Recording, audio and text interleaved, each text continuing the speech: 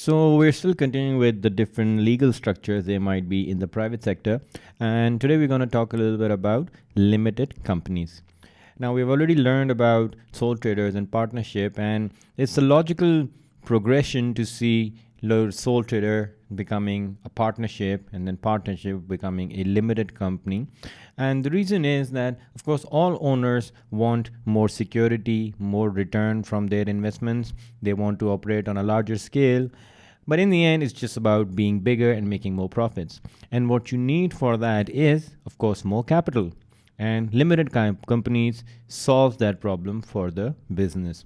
As soon as you become a limited company, your ability to raise finance increases, and at the same time, it brings you a very special benefit, and that benefit is of limited liability. And now we've already touched upon it in our previous video, but again, limited liability is the concept that in the event of a business failure, if for some reason your product doesn't pick up and you are left with and you're having to wrap up your business, then your personal assets will not be taken away. Only the money that you've invested in the business, that risk of being taken away, the rest of it is safe and sound with you. So that's a pretty large amount to have, because as you remember, in a sole trader partnership, you have unlimited liability where all your assets are at risk of being taken away. So this is one of the main motivations for a business to become a limited company.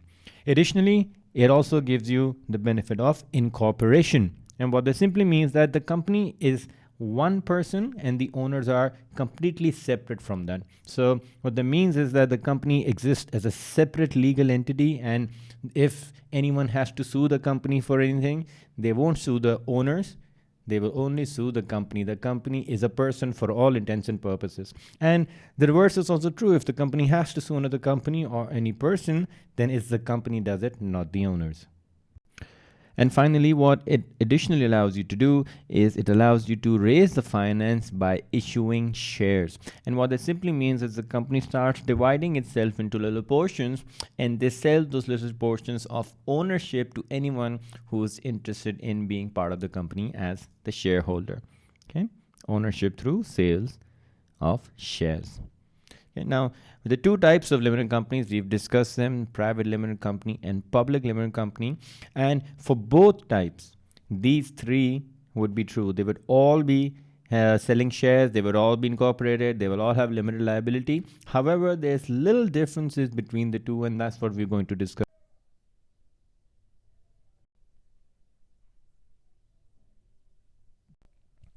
Now, the biggest clue about the difference between a private and a public limited company is in the name itself, because the word private in private limited company means that the company can sell its shares privately. Okay, when we sell shares, we're looking to share ownership with other people so that they can also contribute through their capital and gain the benefits of more profit from the company. So ownership can be improved, it can be increased. You could have more people coming into the company, and that is done through sales of shares, but those sales are done privately, meaning there's no open market for it.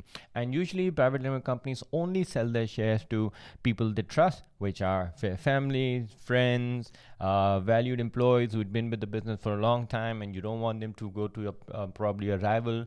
So those are the types of ownership structures a private limited company would have. Okay. Now, of course, limited liability still applies. As long as it's a limited company, you know that it will have the benefit of its assets, the owner's personal assets, being safe in the case of business failure.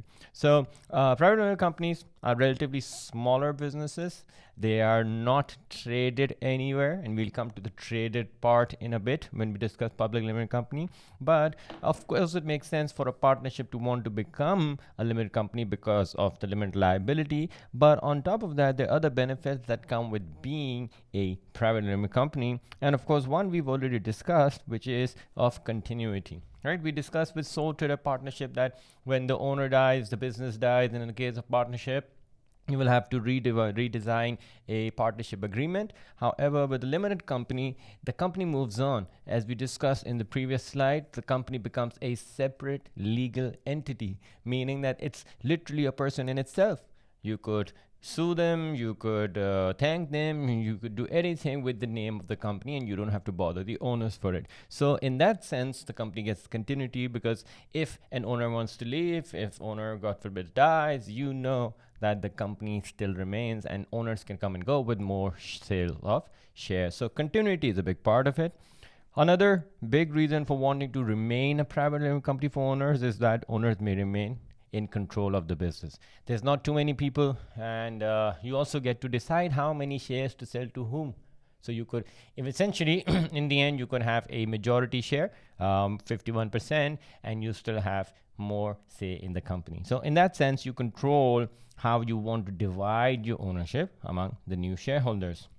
Another advantage of private owned companies is that you don't have to disclose how much you're earning, how you're earning in your financial accounts. So we'll discuss this in finance, that all companies need to sort of make a report card of how they manage their finances at the end of the year. And that report card can be kept private by private limited companies. In public limited, we'll discuss how they need to be made public. And finally, the sale of shares must be agreed by all shareholders first. Now, of course, this could be an advantage and disadvantage. Advantage because for the shareholders who are already owners of the business, they'd like to know who the new owners are coming in. So you can't just go out and sell shares to anyone you like, or on a night out, you perhaps made a bad mistake and decided to give your shares away. So that sort of thing can happen because there's some protection. You have to get an agreement from all shareholders before you decide who comes into the business. But of course, there'll be some disadvantage. And the flip side of this last advantage would be the fact that if you want to sell your shares, you can't just go sell it to anyone. You'll have to take the permission, or if you'll have to do it in agreement with all the other shareholders. Plus, there's a lot of paperwork. Limited companies have to be registered, and we'll come to the documents in a bit. They have to create a lot of documents, hire bankers, consultants, advisors. So all that comes at a cost, and also a lot of paperwork that has to be approved by the authorities. And finally, there's relatively stricter legal controls in the sense that sole traders partnership are not so strictly governed, or maybe not so heavily taxed. Whereas as soon as you become a limited company, that requirement becomes greater from the legal system. Okay, so that's the private limited company. It's in a nutshell, sorry. And now we're going to compare this to a public limited company.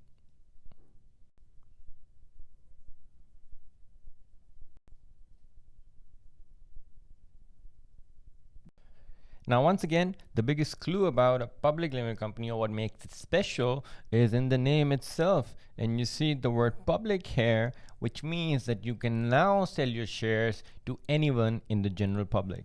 And when we say sell shares, we're talking about selling shares publicly on the stock exchange. That's where this word public is coming from, meaning that as a business, you have the whole economy, anybody in the world rather, who wants to invest some money into a company to make some profit from themselves, they can sell their shares to them and make them part owners in the business, and through that they can raise large amounts of capital in one go, and billions of dollars through one simple listing on the stock exchange.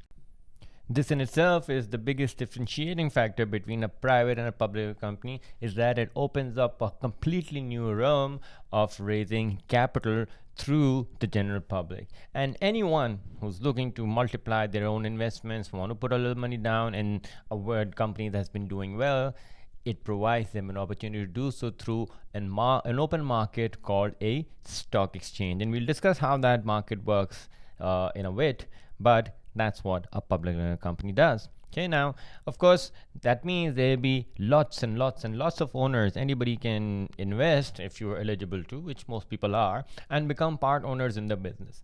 And it sort of then becomes a little difficult to manage the business, because if you start listening to everyone, then of course, if you have thousands of owners, how can you listen to thousands of opinions? So you have to have a bit of a structure within it. And that's where the company appoints a board of directors. Okay. Now, a board of directors doesn't have to be from within the company. Most of the time, they're from outside of the company. They will have people who are experts in the industry to come in and provide guidance, and through their expertise, take the company forward and run it on behalf of the shareholders. And the shareholders get to appoint these directors through a meeting which is held at the end of the year called an AGM, which stands for annual general meeting. Okay, that's where this board of directors is appointed by your shareholders. So it's done through a simple voting structure. Okay? And then those people, the board, decides how the company is going to go forward for the next year until the next annual general meeting comes around. So public limited companies, of course, slightly different in terms of the structure of the private limited companies, but certain advantages remain similar, meaning that they will both have, of course, continuity. They will both have limited liability.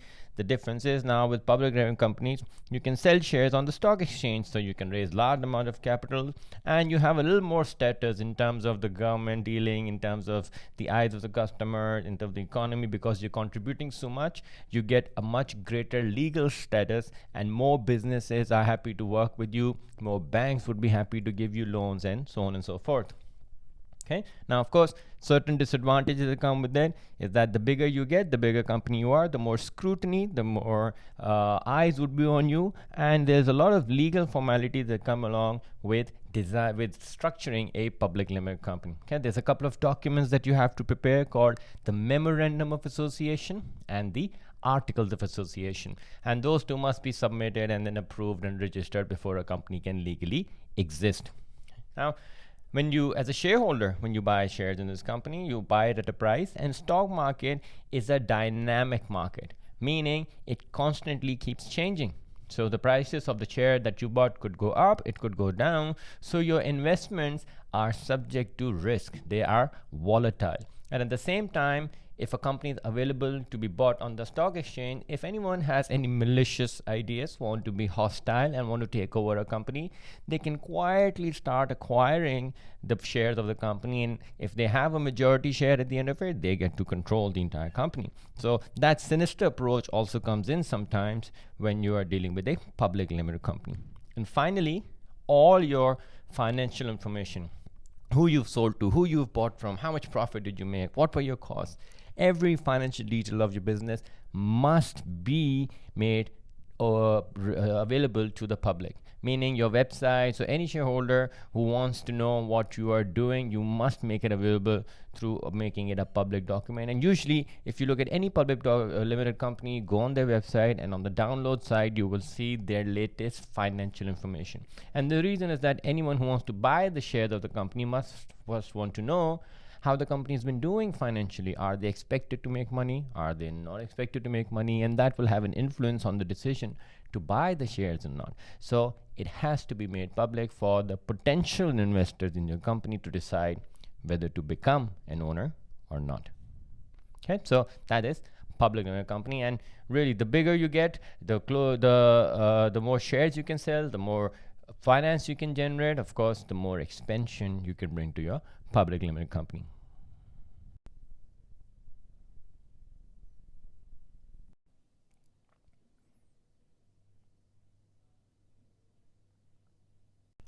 Okay, so I just want to show you briefly how this trade over a stock exchange may occur, and what the role of the investors or the shareholders who are going to be the owners and the company is in this whole deal. So if you notice, you see a company here, ABC company, and a bunch of investors. And what the ABC company is looking to do is they're looking to somehow raise finance, right? Of course, they will need finance when they have to expand, when they're short of money. So whenever they need money, they will look for different avenues. And one of the ways to raise money is through the stock exchange. And investors who are looking for more dollars, of course, they want to make more money, and that's the objective for all people. Even I would like more money, you would like more money, and you would want your money to multiply itself.